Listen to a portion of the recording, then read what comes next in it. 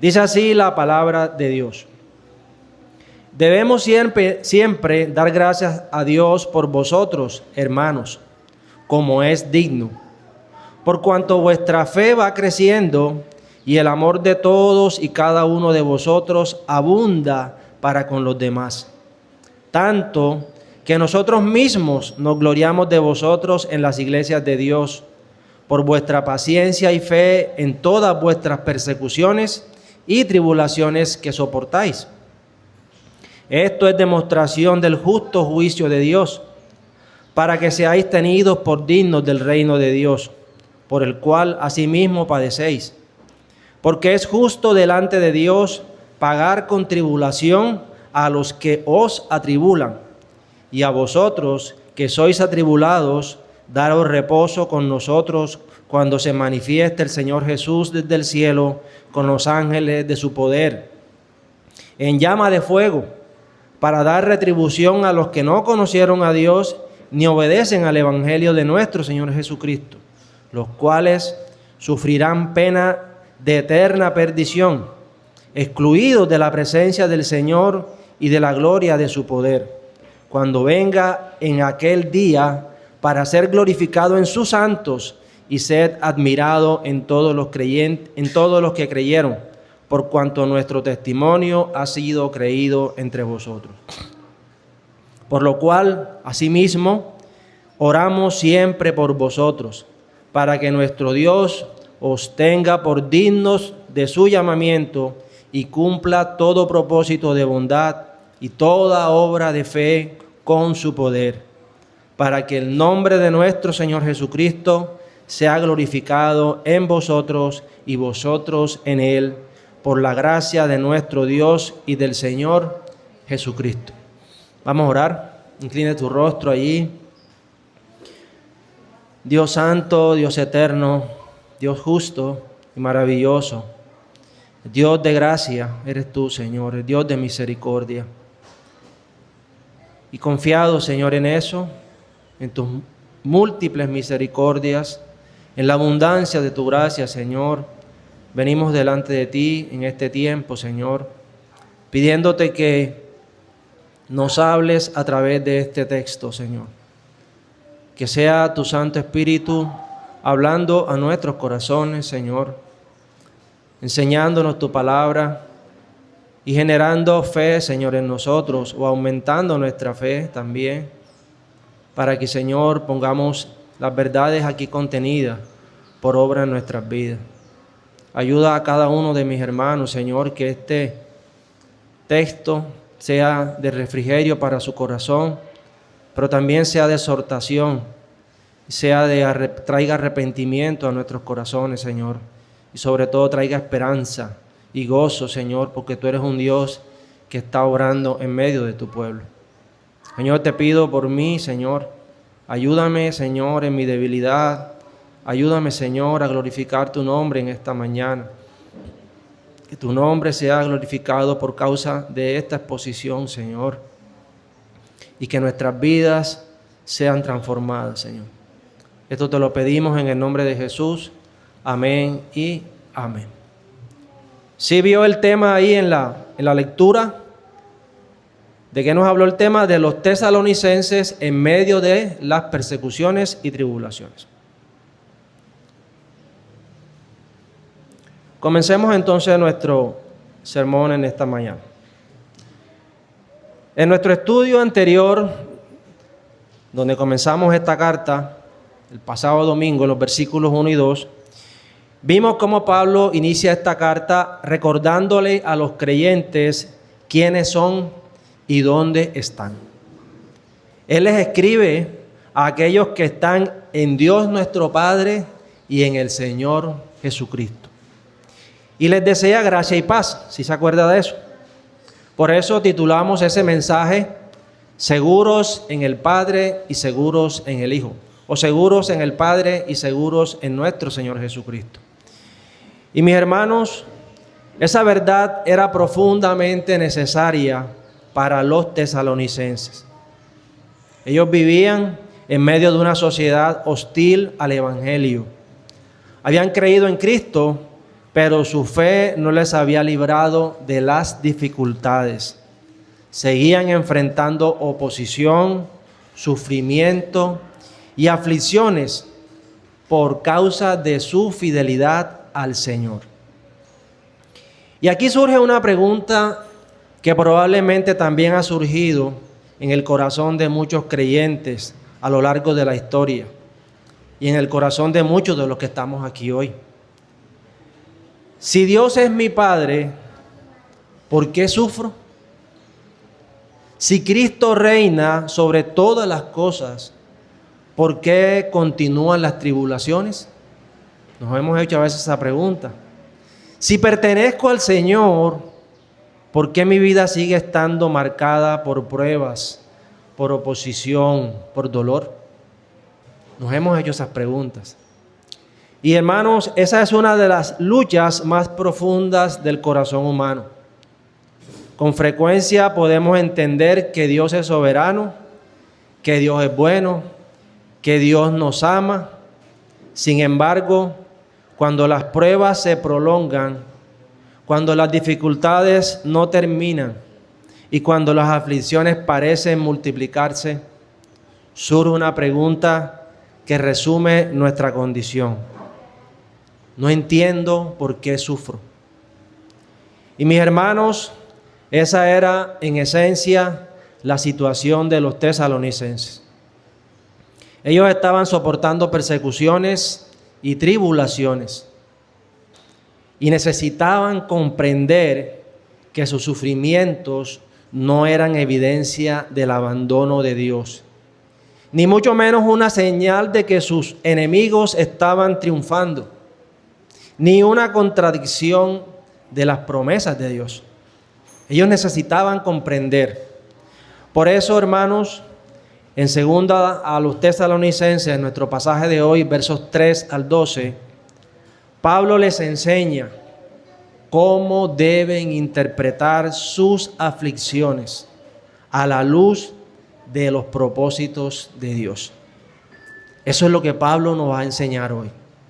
Cómo debemos interpretar nuestras aflicciones a la luz de los propósitos de Dios.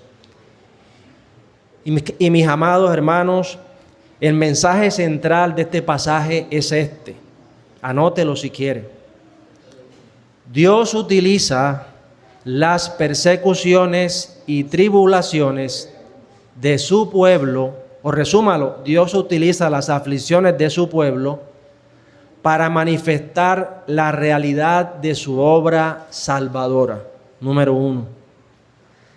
Número 2, demostrar la justicia de su justicia de su juicio.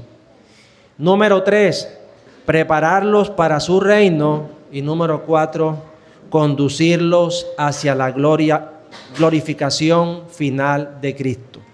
Voy a repetirlo. Esto es lo que nos va a enseñar Pablo, o va a comenzar a enseñarnos, a enseñar el Espíritu Santo en esta mañana. Oiga bien, Dios utiliza las aflicciones, voy a resumirlo con esta palabra, de su pueblo. ¿Para qué? Para manifestar la realidad de su obra salvadora. Número 2, para demostrar la justicia de su juicio. Número 3, para prepararnos para su reino. Y número 4, para conducirnos hacia la glorificación final de Cristo. A lo largo del texto, Pablo responderá progresivamente a la pregunta, ¿por qué sufro?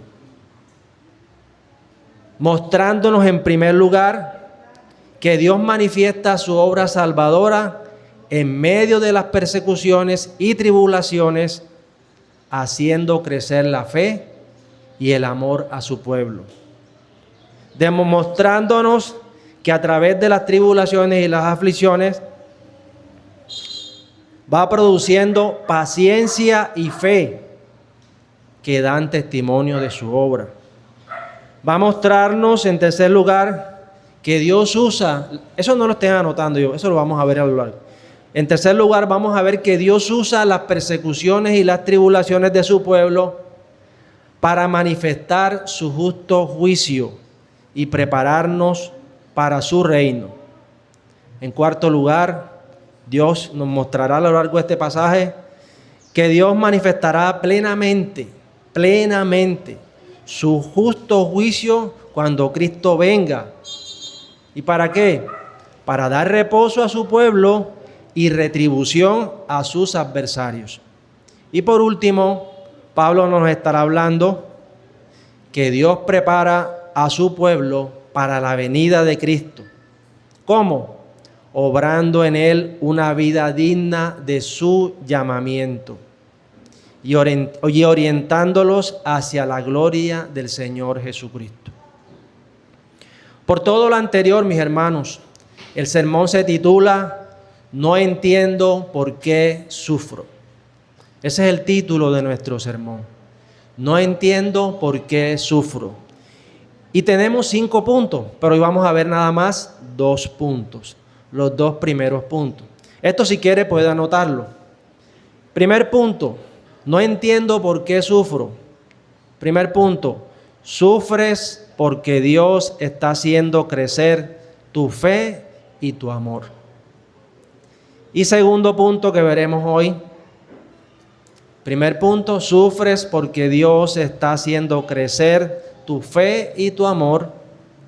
Y segundo punto, sufres porque Dios está produciendo en ti una paciencia y fe que dan testimonio de su obra. Esos son nuestros 2 primeros puntos. Los otros 3 vamos a mencionarlos el próximo domingo. Sin más, vamos a nuestro pasaje. Primer punto, sufres porque Dios está haciendo crecer tu fe y tu amor. Versículo 3, mire el versículo 3. Momentico.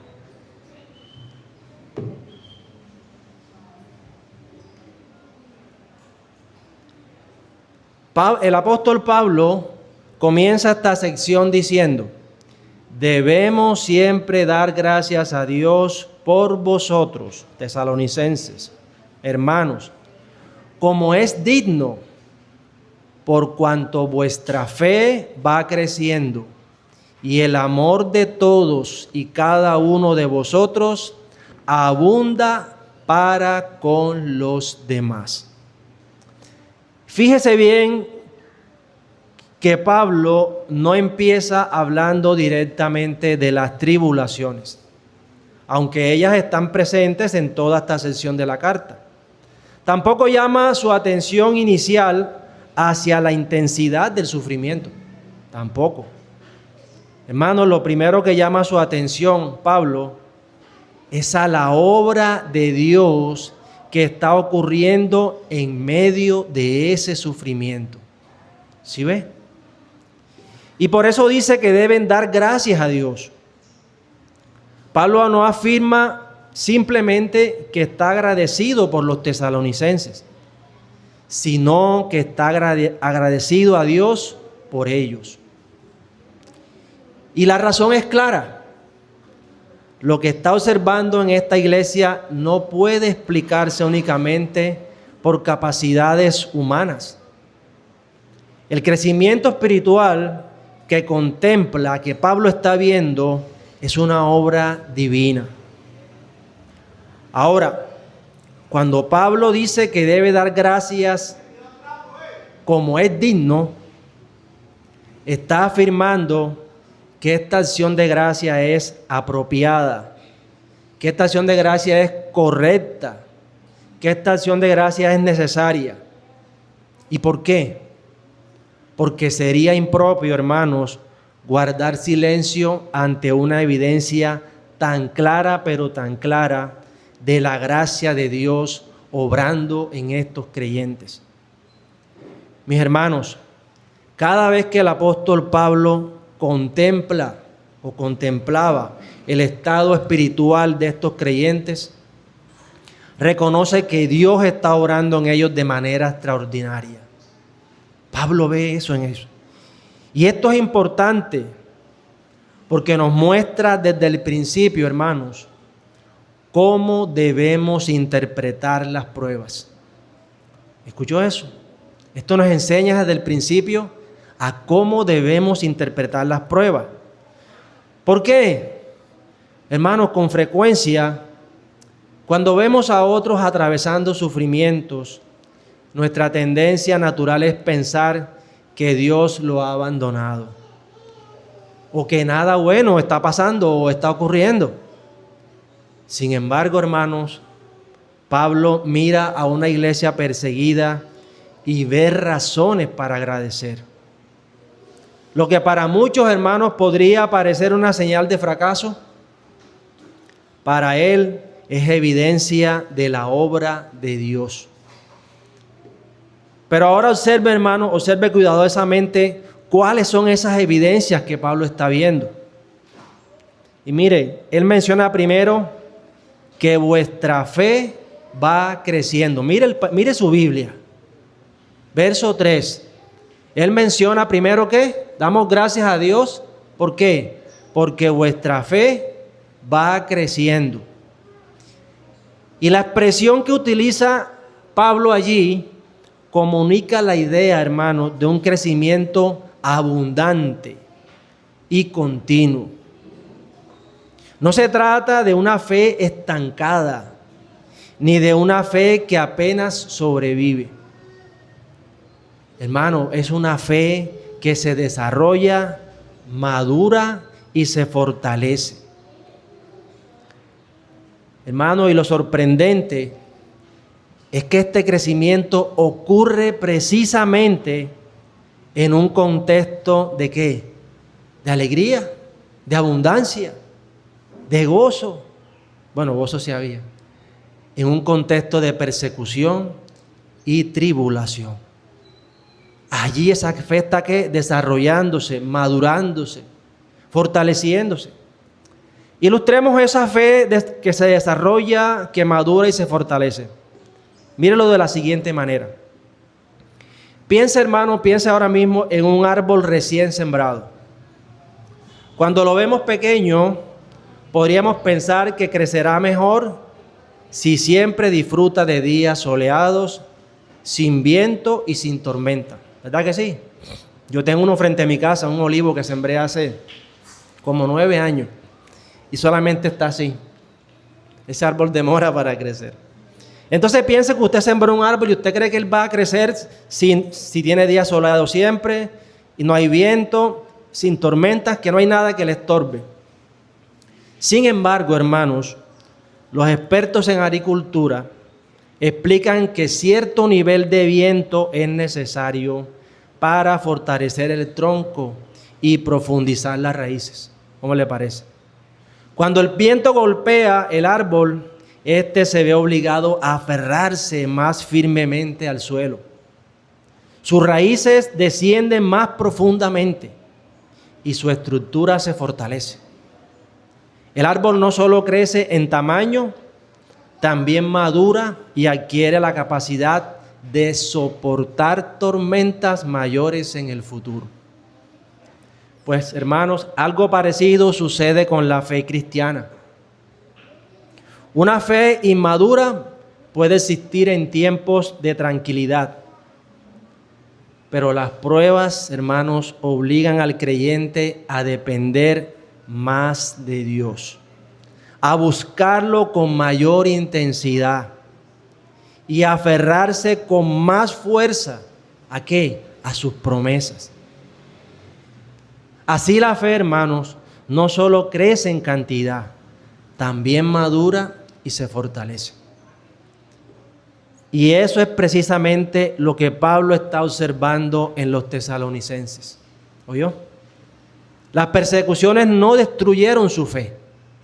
Al contrario, la hicieron crecer. Las dificultades los empujaron a echar raíces más profundas en Cristo.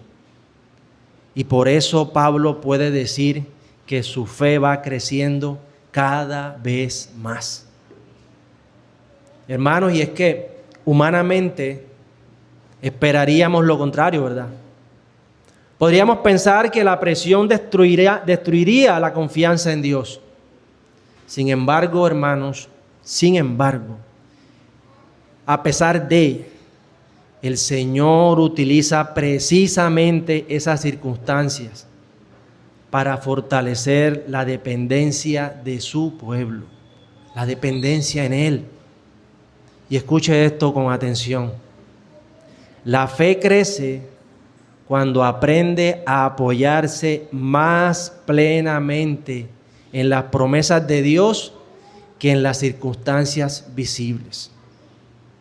Sé que todos aquí estamos pasando pruebas, pero pruebas por ser cristianos, me estoy refiriendo a esas pruebas. Tribulación por ser creyente, aflicción porque estoy obedeciendo a Cristo. Mis amados, esto no es algo aislado en la enseñanza bíblica. Lo que les acabo de decir, que la fe crece cuando aprende a apoyarse más plenamente en las promesas de Dios. Eso no es algo que me lo inventé. Eso no está aislado de la enseñanza bíblica.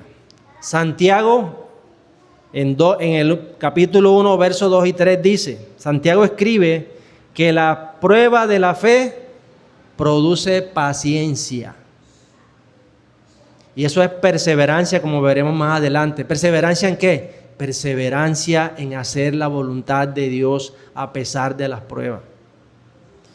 Y Pedro enseña que las diversas pruebas refinan la fe como el fuego refina el oro. Primera de Pedro 1, 6 y 7. Mis hermanos, el sufrimiento no crea la fe salvadora, esa fe que nos dio Dios cuando nos salvó, porque esa es un don de Dios, pero sí la fortalece, sí la purifica y sí la hace más evidente. Lo que Pablo está viendo en Tesalónica es precisamente ese efecto. Las aflicciones no están destruyendo la fe de estos creyentes.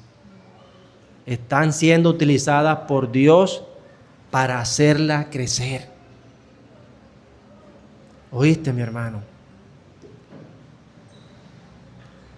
Pero el apóstol no se detiene allí. También observa, dice, de modo, nadie os engañe en ninguna manera. Perdón, verso 3.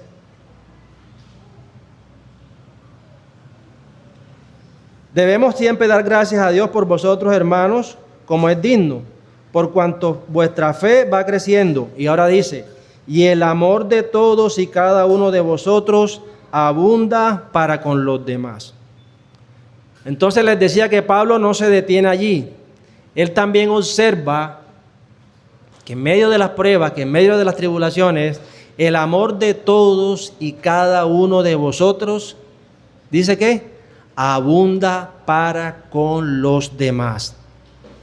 Y hermano, ¿notaste allí la amplitud de esta descripción? El amor de todos y cada uno de vosotros abunda para con los demás.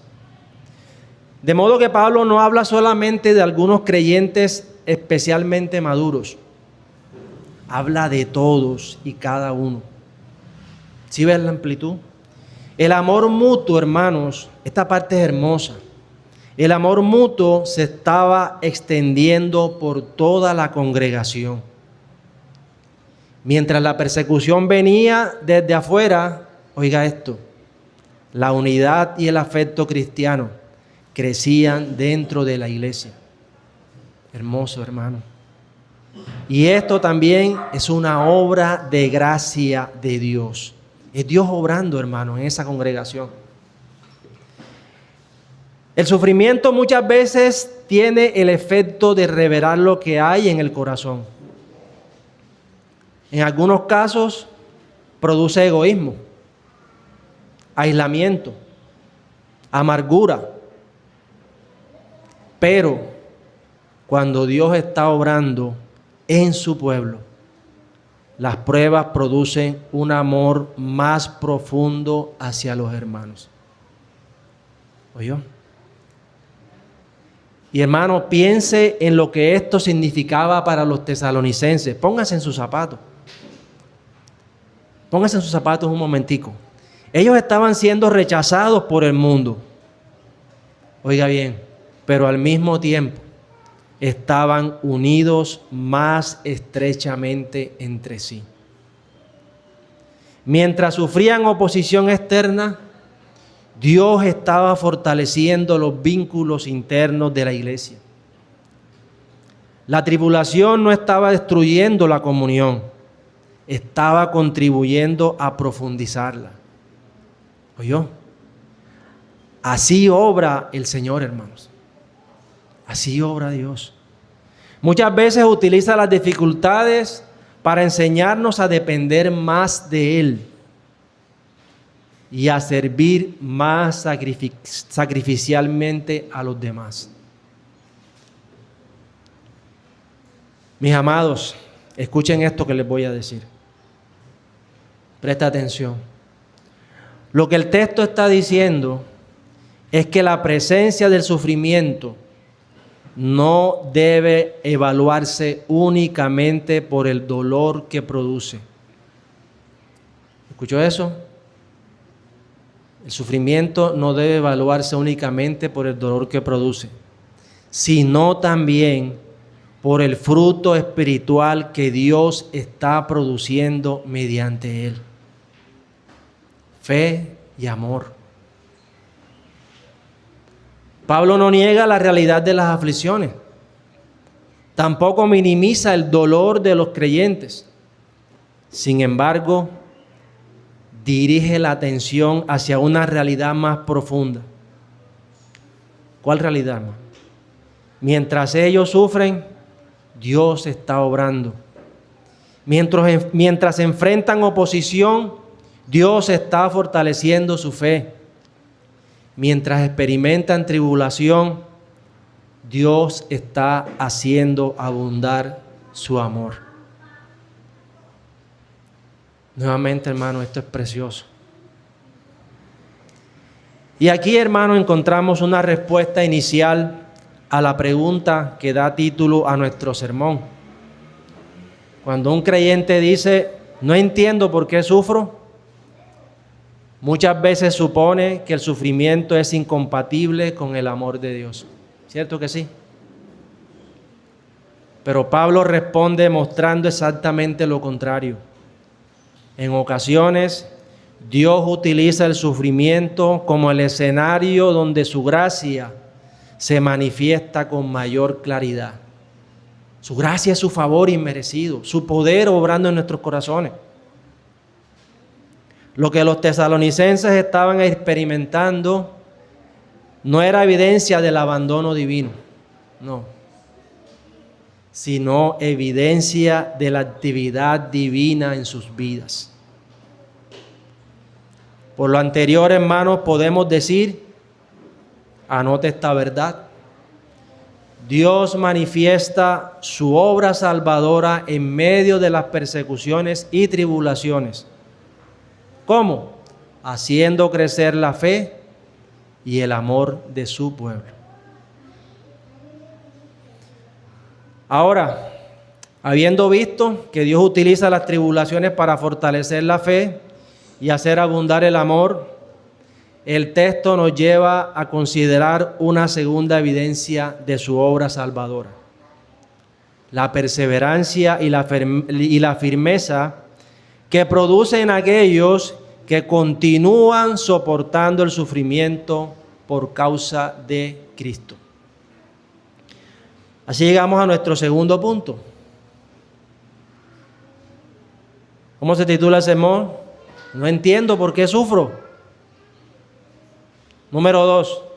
Sufres porque Dios está produciendo en ti una paciencia y fe que dan testimonio de su obra.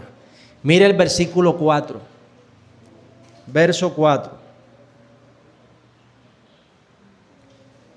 Mire el versículo 4. Ya lo introducimos así.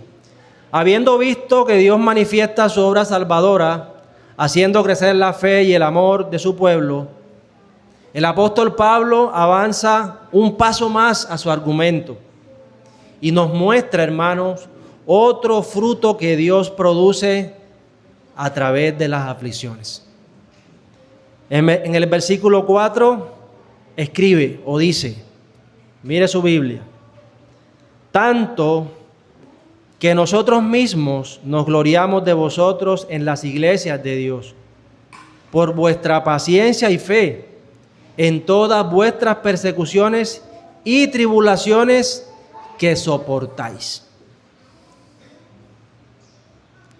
Y observe algo, hermano, observe la expresión tanto que, o de modo que. Si usted lo busca en el original, dice de modo que. Y esta expresión tanto que nos conecta directamente, o conecta directamente este versículo con el anterior. Pablo no está introduciendo un tema nuevo. Está mostrando la consecuencia visible del crecimiento de la fe y del amor que acabamos de mencionar. ¿Sí o no? Esa es la conexión. Cuando Pablo dice, hermanos, la obra de Dios en los tesalonicenses había llegado, oiga bien, había llegado a ser tan evidente que Pablo podía hablar de ellos en otras iglesias como un ejemplo digno de ser imitado. ¿Escuchó eso? Cuando Pablo dice que se gloría de ellos en las iglesias de Dios, observe, no está exaltando a los tesalonicenses como si fueran la fuente de su propio crecimiento espiritual. No está haciendo eso. Pablo nunca haría eso. Tampoco está atribuyéndoles el mérito de lo que ocurre en sus vidas. Tampoco. Hermanos, el mismo contexto deja claro que toda la gloria pertenece ¿a quién? A Dios. Pues Pablo comenzó dando gracias a Dios por los tesalonicenses, ¿verdad? Entonces, ¿qué está haciendo Pablo?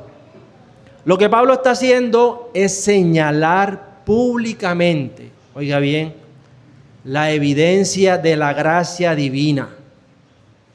La gracia divina obrando en estos hermanos. Hermanos, así como un agricultor se alegra al ver el fruto que ha producido una buena cosecha, Pablo se alegra al contemplar la obra que Dios está realizando en esa congregación, en esa iglesia. Y tenemos que preguntarnos, ¿y cuál es la evidencia específica que destaca Pablo? ¿Cuál es? Pablo menciona dos realidades inseparables. Oiga bien, dos realidades inseparables. Él menciona dos realidades inseparables. Nos gloriamos, mire su Biblia, por vuestra paciencia y fe. Mire el verso 4. Nos gloriamos por vuestra paciencia y fe. Y presta atención, mi amado hermano. La palabra paciencia no se refiere aquí a una resignación pasiva, ni a una simple capacidad de esperar. Eso es lo que nosotros relacionamos en nuestra mente. Paciencia, esperar, ¿cierto? No se refiere a eso, a una resignación pasiva, ni a una simple capacidad de esperar. ¿Qué se refiere la palabra paciencia? Tiene el sentido de perseverancia, resistencia y firmeza bajo presión. Eso es lo que Pablo está describiendo aquí. Describe la capacidad de mantenerse firme sin abandonar el camino de la obediencia. ¿Escuchó eso? ¿Lo comprendió? A eso se refiere la paciencia. Perseverancia, resistencia, firmeza. ¿En qué? Mantenerme firme sin abandonar el camino de la obediencia. ¿La obediencia a quién? La obediencia a Dios. ¿Y cuándo voy a obedecerlo? Cuando las circunstancias se vuelven ¿qué? Difíciles. Eso es paciencia, eso es perseverancia. Y de hecho esa es la misma idea que encontramos repetidamente en el Nuevo Testamento. cuando los creyentes son llamados a perseverar hasta el fin. Pero Pablo no habla solamente de paciencia. ¿Quedó claro el concepto de paciencia? Pero Pablo no habla solamente de paciencia. Habla de paciencia y fe conectadas. Paciencia y fe. Estas dos virtudes aparecen juntas, hermanos. ¿Por qué? Porque la perseverancia cristiana nunca descansa en la fuerza humana. La perseverancia cristiana nunca descansa en la fuerza humana. Ojo con esto. Los tesalonicenses no soportaban las aflicciones simplemente porque tenían una personalidad fuerte o una voluntad extraordinaria. No. Su perseverancia era el resultado ¿de qué? De una fe viva en Dios. ¿Sí ve por qué siempre están conectadas? Paciencia y fe, o perseverancia y fe. Míralo de esta manera, hermano. Hoy es el tema de la agricultura. La fe es la raíz. La perseverancia es el fruto visible. Y escuche esto. Ellos confiaban en las promesas de Dios. Y precisamente por esa confianza, ¿qué hacían? Continuaban firmes en medio de las pruebas. Perseveraban en obedecer al Señor en medio de las pruebas. ¿Sí ve? La fe es la raíz, la perseverancia es el fruto. ¿Cómo le dije? Ellos confiaban ¿qué? En las promesas de Dios. Hermano, hoy las promesas de Dios siguen firmes. Él dijo, no te dejaré ni te desampararé. Hebreos 13:5. Entonces, ¿por qué no ofrendas al Señor? Y no estoy hablando de dinero. ¿Por qué no ofrendas tu vida al Señor? Él te dijo, no te dejaré ni te desampararé. A veces no somos del todo del Señor porque tenemos miedo. Sus promesas dicen, porque mi yugo es fácil y ligera mi carga. Mateo 11:30. Entonces, ¿por qué no salimos a evangelizar? Y así, hermanos, hemos dejado de confiar en las promesas de Dios. Así hemos dejado de confiar en las promesas de Dios. Ahora quiero que mires algo. Ahora quiero que mires el contexto donde esta paciencia y fe o perseverancia se manifestaba. Mira el contexto. Pablo habla de por vuestra paciencia y fe en todas vuestras persecuciones y tribulaciones que soportáis. ¿Dónde se manifestaban esas pruebas, esa paciencia y esa fe? En todas vuestras persecuciones y tribulaciones que soportáis.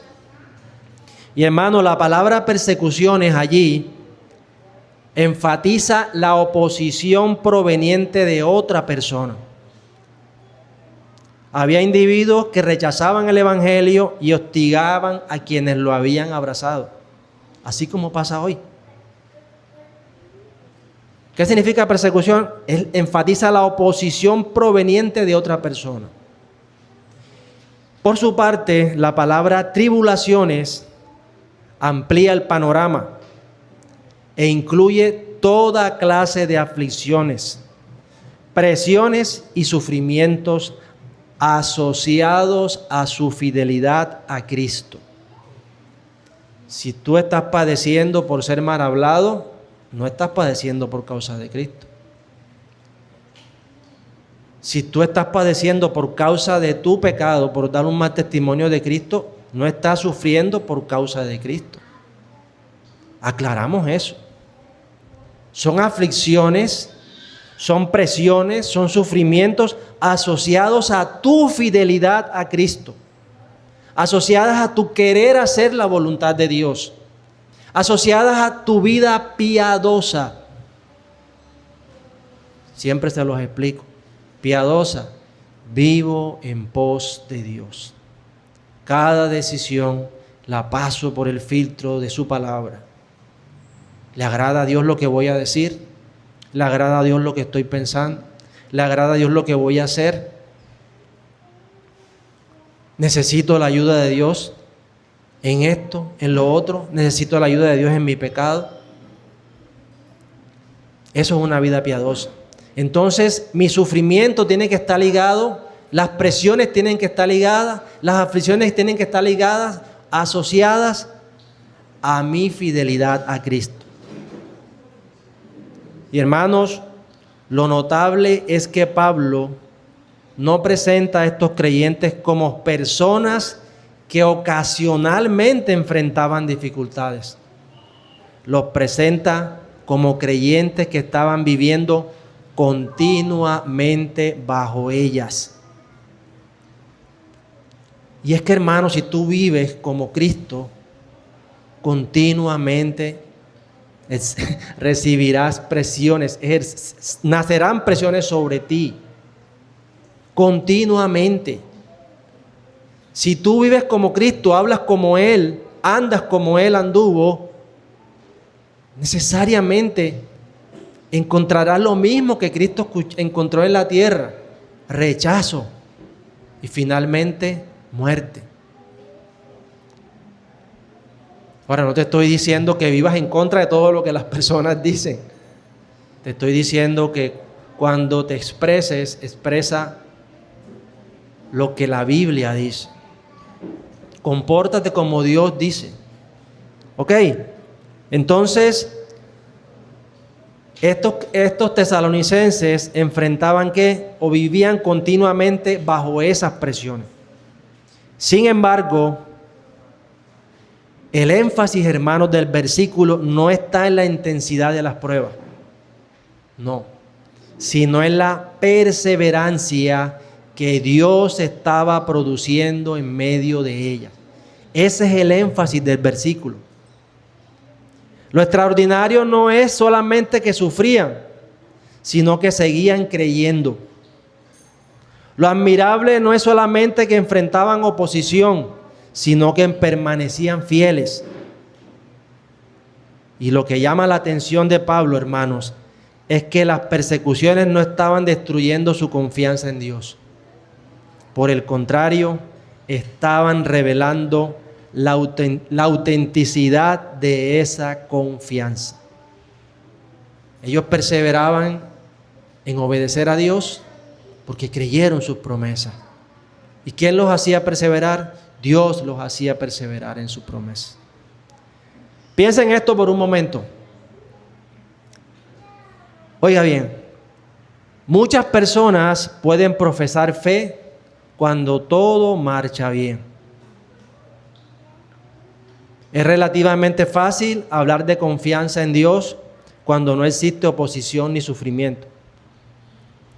Pero cuando llegan las pruebas, el verdadero carácter de la fe sale a la luz. Amada iglesia, las dificultades no crean la fe genuina, pero sí la exponen y la hacen visible. Allí en medio de la dificultad es que se ve cómo está nuestra fe.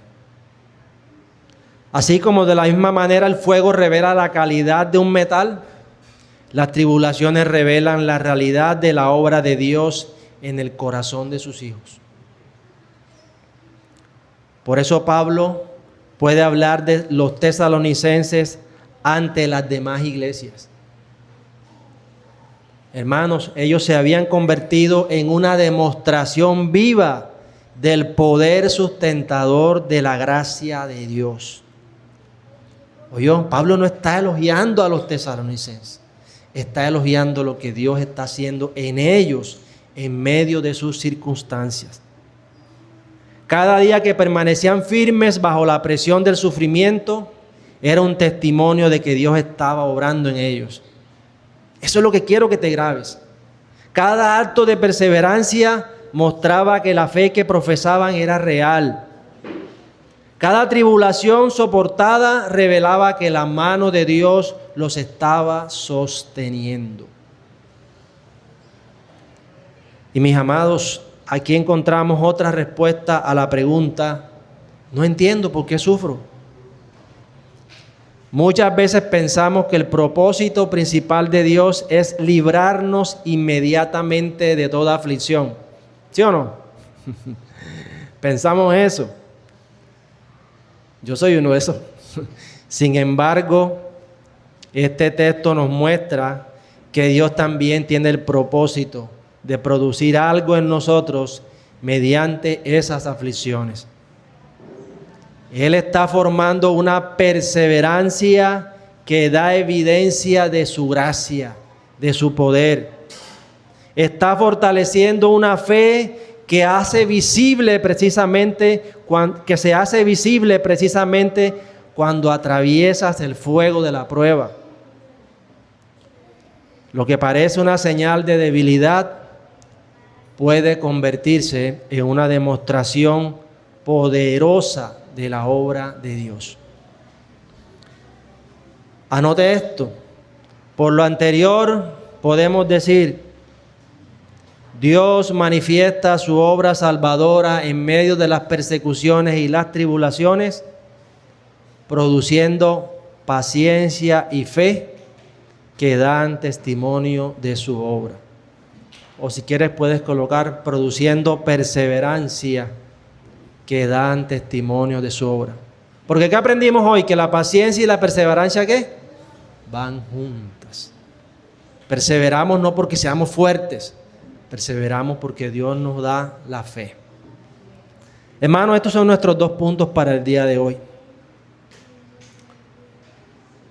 Repito, ¿qué hemos aprendido? En el primer punto aprendimos que Dios manifiesta su obra salvadora en medio de las persecuciones y aflicciones, haciendo ¿qué? Crecer la fe y el amor de su pueblo. Y en este último punto, lo que les acabo de confesar. Veamos 2 aplicaciones a nuestro punto.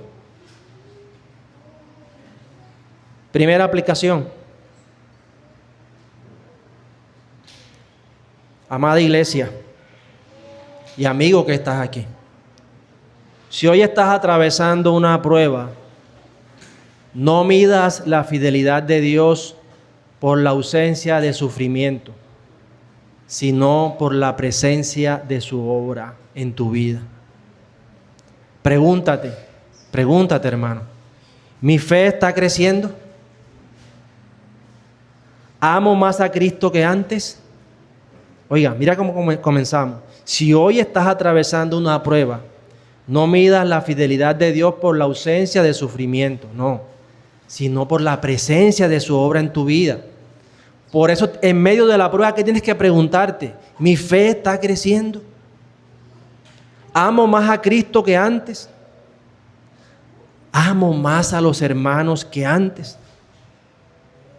¿Por qué? Porque el objetivo principal de Dios no es hacerte una persona cómoda, sino una persona semejante a Cristo.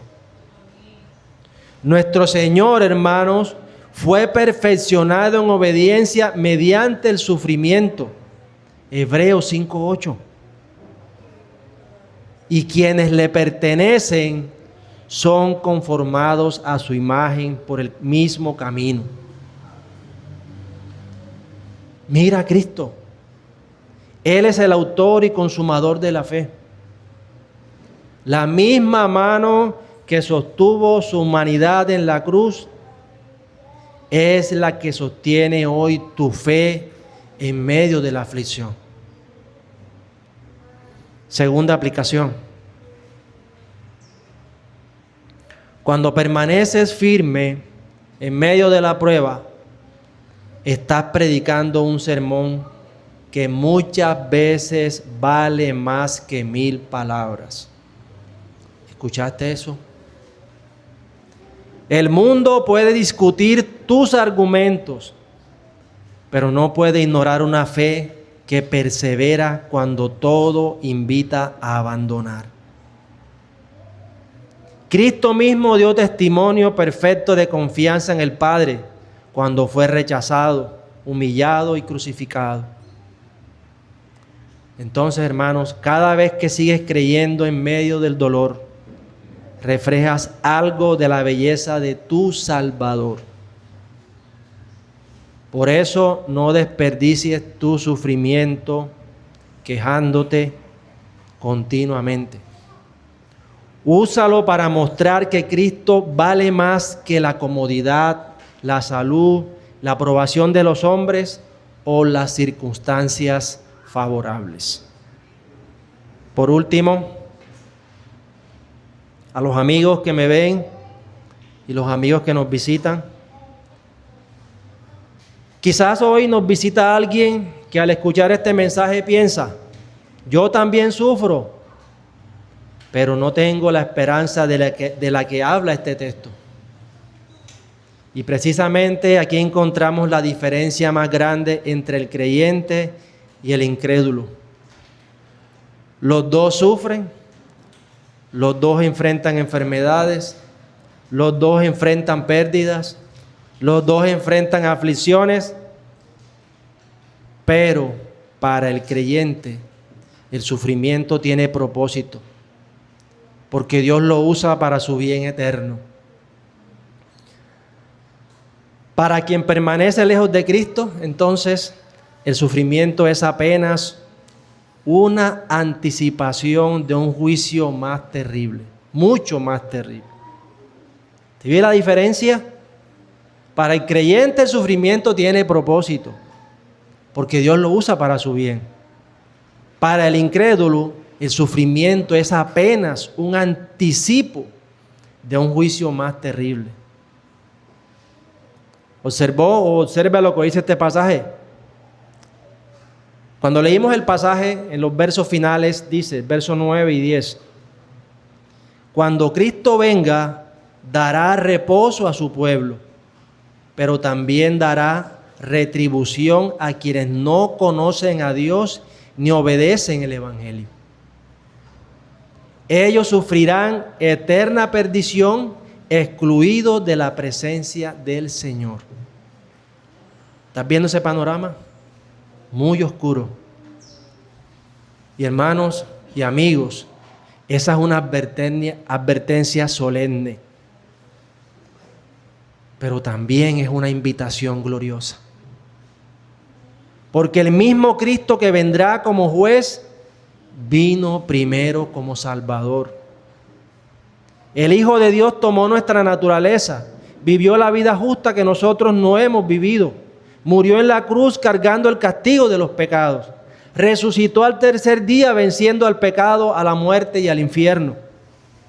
Y ahora ofrece gratuitamente perdón, reconciliación y vida eterna a todo aquel que se arrepiente y cree en Él.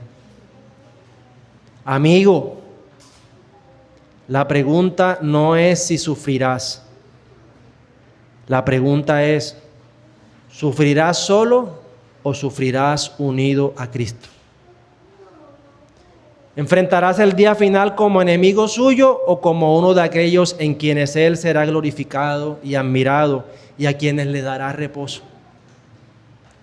Por eso, amigo que me escuchas, ven a Cristo, confía en Cristo, descansa en Cristo.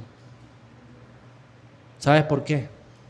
Porque el mismo Salvador que sostiene a su pueblo en medio de las tribulaciones es el único que puede salvarte del juicio venidero.